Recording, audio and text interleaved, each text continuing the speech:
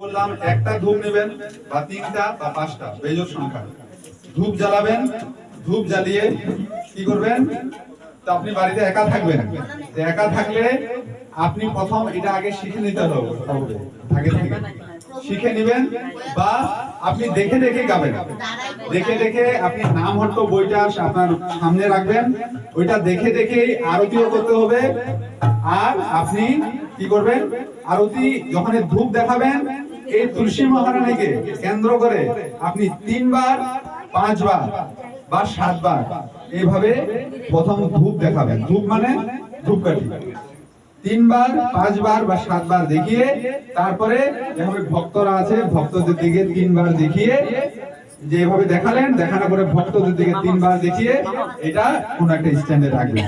ঠিক একইভাবে প্রদীপ দেখাবেন। প্রদীপ দেখানোর পর তারপরে ফুল দেখাবেন। আর এই যে এই তুলসী আরতি যেটা এই কীর্তনটা গেতে লাগবে, এটা ধীরে ধীরে আপনি শিখবেন, ঠিক আছে? কিন্তু এই আরতি প্রতিদিন আপনারা করবেন, তাহলে যদি বৃন্দা দেবীর তুলসী মহারানীর কৃপা হয় তাহলে আপনারা কৃষ্ণ কৃপা লাভ করবেন, ঠিক আছে? তো আজকে মাতাজি গাবেন, ঠিক আছে? তো আপনারা আপনাদের কাছে যার যার বই আছে বা আমি মোবাইলে ওইখানে গ্রুপটাতে দিয়েছি, ওইখান থেকে আপনারা দেখতে পাবেন। প্রথম আমরা প্রণাম করব। মাতাজি প্রণাম, সবাই প্রণাম করুন। সকলে প্রণাম করুন। জায়গার অসুবিধা হলে দাঁড়িয়ে করতে পারবেন, কোনো অসুবিধা নেই। বৃন্দাবৈ তুলসী দেবৈ প্রিয়া বৈ কেশবস্য চ বিষ্ণু ভক্তি প্রদে দেবী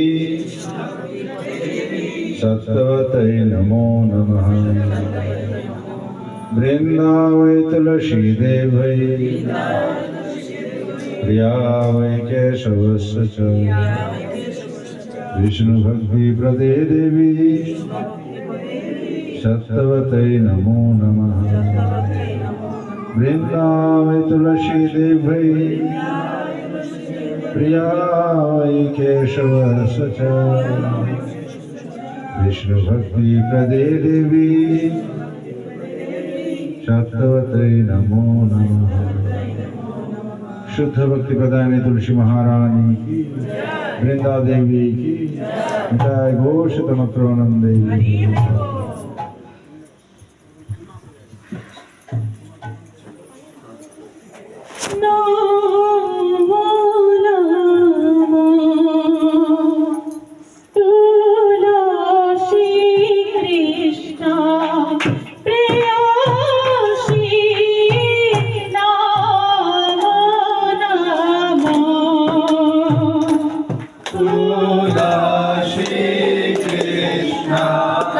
प्रिया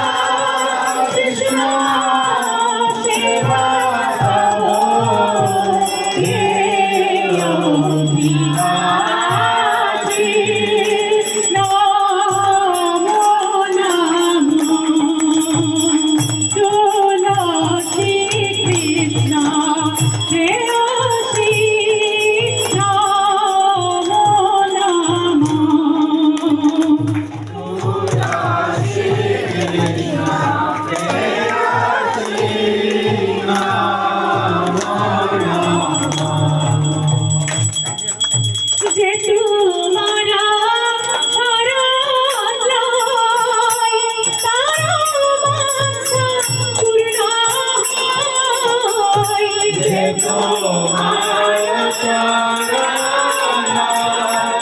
তারো বাঞ্ছা পূর্ণ কৃপা করি করো তারে বৃন্দাবন বাসী কৃপা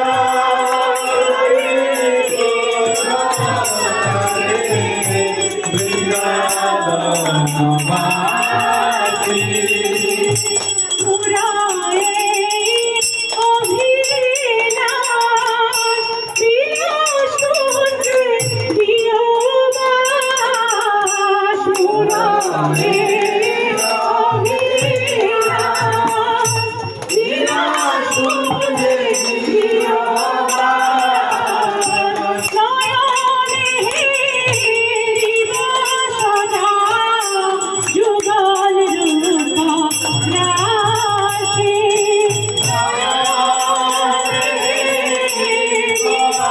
সদা যুগল রূপ রাশি এই বেদনা ধরা সখীর অনুগত করা